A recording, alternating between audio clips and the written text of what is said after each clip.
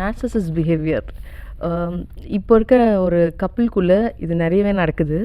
So நம்மளோட partner ஒரு narcissist அப்படின்னா அவங்க எப்படி தெரிஞ்சுக்கலாம்? இன்கேஸ் வந்து அவங்க அப்படி தெரிஞ்சுக்கிட்டாங்கன்னா ஸோ அவங்களை எப்படி ஹேண்டில் பண்ணணும்? இந்த நார்சிசம்ன்றது இப்போ ரொம்ப ஃபேமஸ் ஆகிடுச்சு. நாங்கள் எங்கள் புக்கில் படித்தது இப்போ எல்லோரும் பேச ஆரம்பிக்கிற அளவுக்கு ஆகிடுச்சு. ஒரு பக்கம் சந்தோஷமாக இருக்குது, அதை பற்றி ஒரு அவேர்னஸ் வருதுன்னு. பட் இன்னொரு பக்கம் நம்ம ஆளுங்களுக்கு ஒரு சின்ன பிரச்சனை உண்டு, எல்லாத்தையும் நார்மலைஸ் பண்ணிடுவாங்க. இப்படி தான் டிப்ரெஷனை பண்ணாங்க, ஓசிடியை பண்ணாங்க, எல்லாம் இப்போ நார்மல். சும்மாவே உனக்கு ஓசிடி இருக்குது அப்படின்றது. இதில் என்ன ஆகும், உண்மையிலே பாதிக்கப்பட்டவங்க இதில் மறைஞ்சிருவாங்க. அதே மாதிரி தான் இப்போ நார்சிசம் ஆகிட்டு வருது. சும்மா 2 பேருக்குள்ளே சண்டைனாலே நீ நார்சிஸ்ட் அப்படின்றாங்க. அப்படி கிடையாது. Narcissism is a personality disorder basically. So இவங்க எப்படிப்பட்டவங்கன்னா, இவங்க சின்ன வயசில் நிறைய பாதிப்புக்குள்ளாயிருப்பாங்க. ஓகே, இந்த சோ கால்ட் நார்சிஸ்ட். ஸோ அவங்க என்ன பண்ணுவாங்க, அவங்களுடைய கோவத்தை வலியெல்லாம் அவங்களுடைய பர்சனாலிட்டியாக ஃபார்ம் பண்ணிக்கிறாங்க. ஸோ அவங்க ஒருத்தவங்களை மட்டும்தான் டார்கெட் பண்ணுவாங்க, அவங்களுடைய ஸ்பௌஸ் தான்.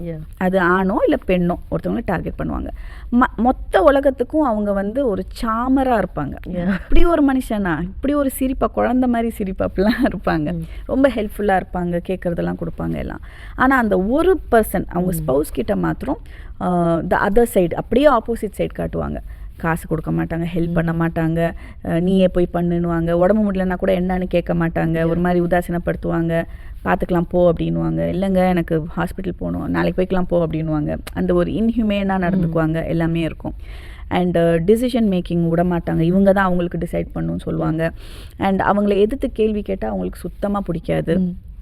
அவங்கள புகழ்ந்துக்கிட்டே இருக்கணும். நீங்கள் சொன்னனால தாங்க அது நடந்துச்சு, இல்லாட்டி எனக்கு தெரியவே தெரியாது அப்படின்னு சொன்னால் சந்தோஷமாயிடுவாங்க.